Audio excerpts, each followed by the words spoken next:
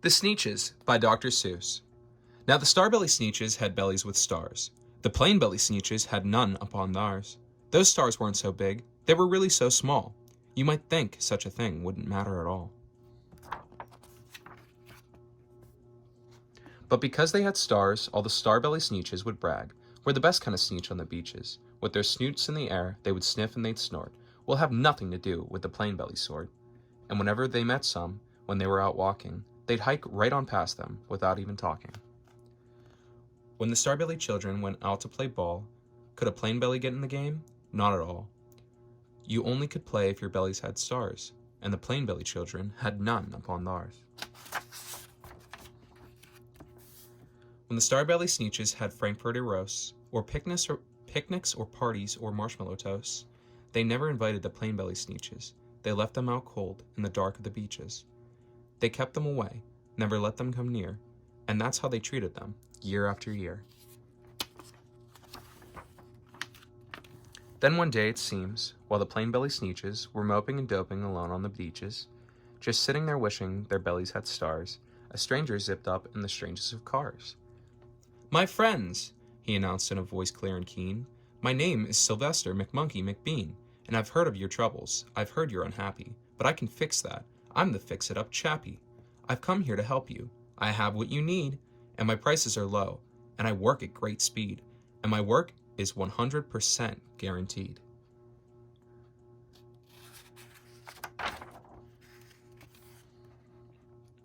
Then quickly Sylvester McMonkey McBean put together a particular machine, and he said, "You want stars like a star-belly Sneetch?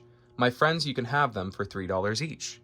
Just pay me your money and hop right aboard." So they clambered inside, then the big machine roared, and it clonked and it bonked and it jerked and it burked, and it bopped them out. But the thing really worked. When the plain-belly Sneetches popped out, they had stars. They actually did. They had stars upon theirs. Then they yelled at the ones who had stars at the start. "We're exactly like you. You can't tell us apart. We're all just the same now, you snooty old smarties. And now we can go to your frankfurter parties." "Good grief," groaned the ones who had stars at the first. "We're still the best Sneetches, and they are still the worst. But now, how in the world will we know?" They all frowned. If which kind is what, or the other way round.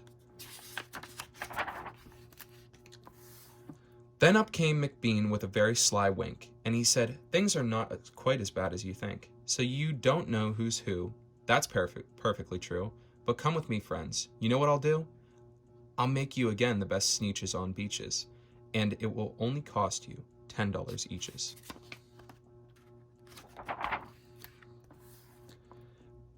"Belly stars are no longer in style," said McBean.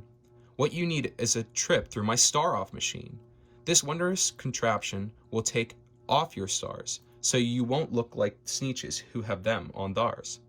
And that handy machine, working very precisely, removed all the stars from their tummies quite nicely.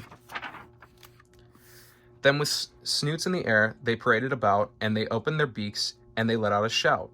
"We know who is who. Now there isn't a doubt. The best kind of Sneetches are Sneetches without." Then, of course, those with stars all got frightfully mad. To be wearing a star now was frightfully bad. Then, of course, old Sylvester McMonkey McBean invited them into his star-off machine. Then, of course, from then on, as you could probably guess, things really got into a horrible mess. All the rest of the day, on those wild screaming beaches, the fix-it-up chappie kept fixing up Sneetches. Off again, on again, in again, out again. Through the machines they raced round and about again, changing their stars every minute or two. They kept paying money, they kept running through, until neither the plain or the star-belly Sneetches knew whether this one was that one, or that one was this one, or which one was what one, or what one was who. Then when every last cent of their money was spent, the fix-it-up chappie packed up and he went. And he laughed as he drove in his car up the beach. "They'll never learn. No, you can't teach a Sneetch." But McBean was quite wrong. I'm quite happy to say that Sneetches got really quite smart on that day. They decided that Sneetches are Sneetches, and no kind of Sneetch is the best on the beaches. That day, all the Sneetches forgot about stars, and whether they had one or not upon theirs. The end.